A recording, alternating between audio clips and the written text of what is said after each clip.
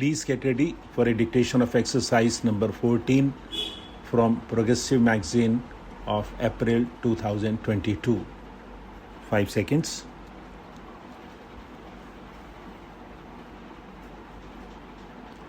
Start. Sir, once the very motion which we are discussing today is an economic one, I would confine myself to the economics of it, knowing that economic problems can be solved only by economic solutions and not by political solutions. We are discussing a national issue which is of vital concern to the people. Prices are a national concern, and as legislators, it should be our duty to place the subject above party politics. I believe prices and tempers should not rise simultaneously, at least on the floor of the House. It can happen in the market where prices and tempers rise together, but when tempers cool down, prices do not follow suit. That being the experience of life, let us try to understand the problem rationally, logically, and dispassionately.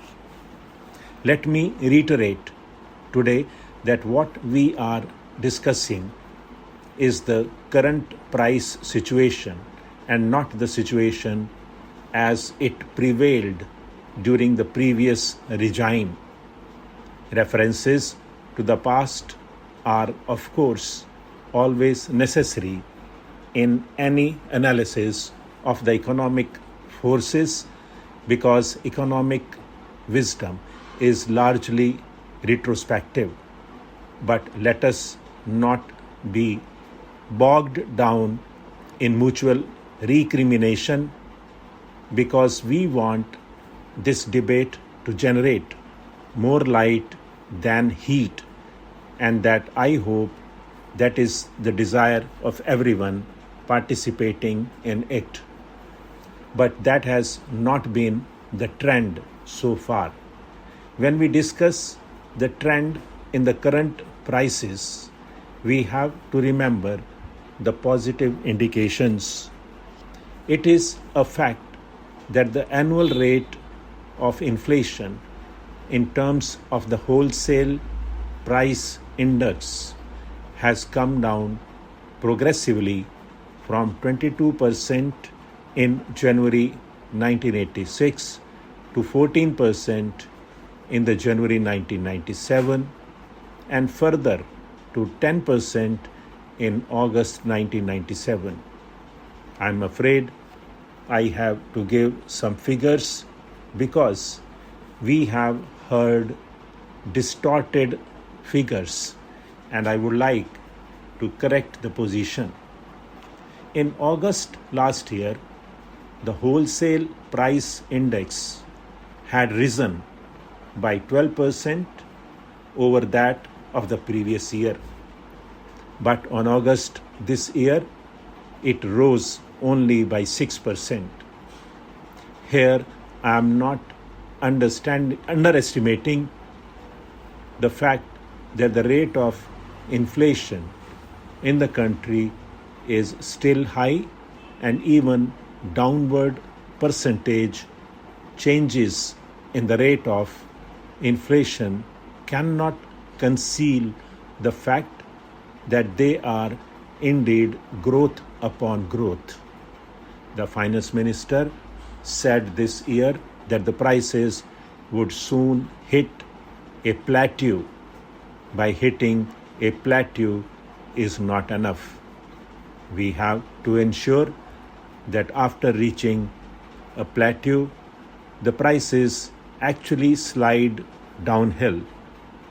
I shall not extensively dwell on the contributory factors of price rise, because I said earlier, this is no occasion for mutual recrimination. But if one objectively analyzes the factors responsible for the massive price rise, I am sure many of you members sitting in the opposition will agree with me that you cannot evade responsibility for this entirely. The largest bungling with public finances and the total breakdown in infrastructure has been of the greatest tragedies in our economic life, and the shadow of that is still with us today. I shall also not go into the global factors such as the progressive rise in the prices of crude and also rise in the prices of other commodities which we have to essentially import. These are factors on which we have little control. However, we must consider the relative weightage of these factors on the general price rise. The changes are already visible during the current financial year.